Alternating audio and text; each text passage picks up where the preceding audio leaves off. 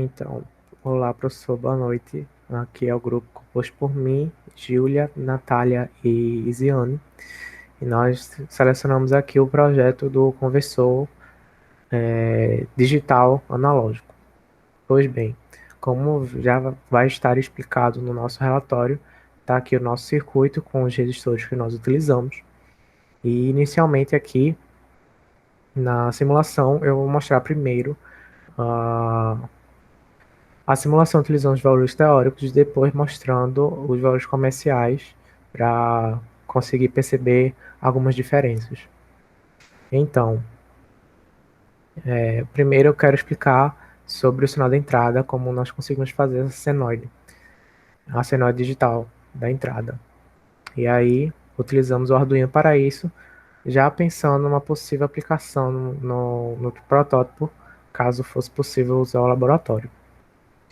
E aí, aqui está o código do Arduino. Inicialmente, nós utilizamos valores pré-definidos, já mapeados entre -127 e 127, né, que é a possibilidade da entrada.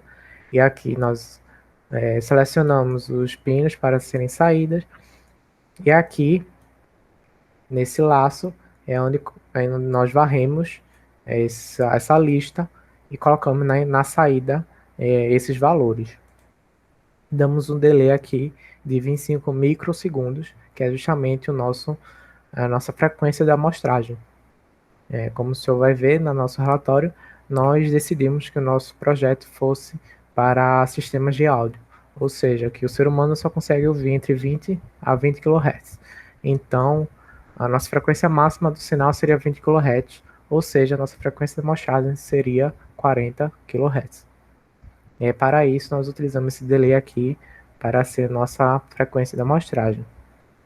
Outro ponto também para ser mencionado é se nós quisermos aumentar a frequência do sinal de entrada, mas mantendo ainda a mesma frequência da amostragem, nós podemos apenas aumentar esse crescimento dessa variável i. De vez ela incrementar de 1 em 1, nós poderíamos incrementar de 8 em 8, 16 em 16, e assim esse laço iria varrer essa lista de maneira mais rápida, fazendo assim uma simulação do aumento da frequência do sinal de entrada. Antes da amostragem, claro. Pois bem, vamos agora aqui para a parte da simulação. Deixa eu só salvar aqui. Com a menor frequência, utilizando i igual a 1, nós conseguimos uma frequência de entrada de 156 Hz, mais ou menos. E aqui utilizando os valores teóricos, nós conseguimos aqui, deixa eu ajeitar aqui no meu osciloscópio. Ainda está grande. Assim. Aqui no osciloscópio, o sinal azul é depois do somador ponderado e o sinal amarelo é depois do filtro. Como dá para ver aqui, com uma frequência bem baixa, a amostragem é quase perfeita.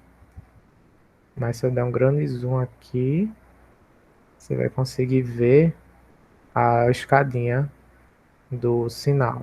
Se eu botar aqui na mesma escala, aqui depois do filtro ele cancela essa escadinha, ficando quase contínua. Agora, aumentando mais essa frequência, eu vou colocar agora aqui 16, então eu vou aumentar em 16 vezes essa frequência da entrada. Já agora aumentou bastante, deixa eu diminuir aqui. Agora sim, já dá para ver na entrada a escadinha bem perceptível e na saída a minha senoide contínua. Ou seja, o filtro está funcionando como deveria. Aumentando mais ainda.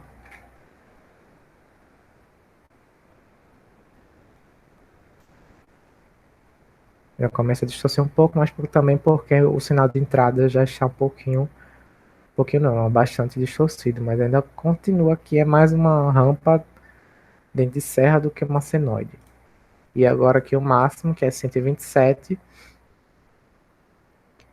ou seja, o nosso sinal de entrada é 20 kHz, né, que é a metade do sinal da amostragem, da frequência da amostragem, quer dizer, nós conseguimos aqui esse sinal. Deixa eu aumentar aqui para ver.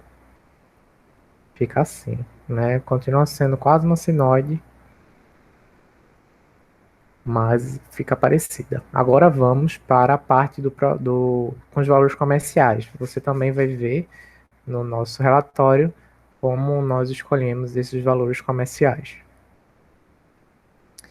E agora aqui repetindo,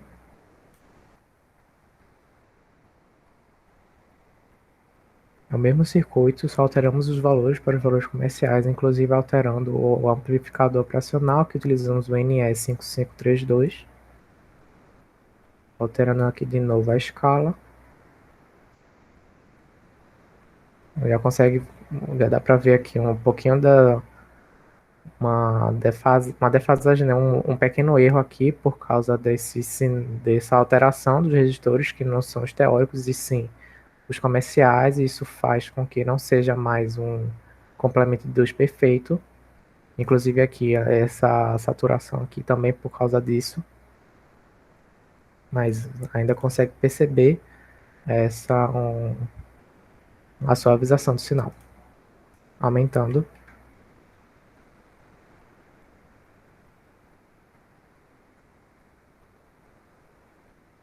Só conseguimos ver aqui um sinal também com essas falhas por causa das resistências que não são as teóricas. Deixa eu só colocar esse 16 que dá para perceber bem a escada aqui. A escada aqui no sinal de entrada e na saída você consegue a anulação dessa pausa, ou seja, um sinal praticamente contínuo. Agora aqui no máximo 127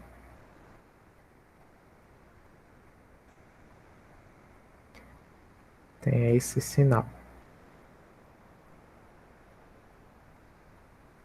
Aqui também parecido com o que nós tivemos no teórico, mas sem essa diferença aqui por causa dos resistores. E é isso, professor. Obrigado por assistir.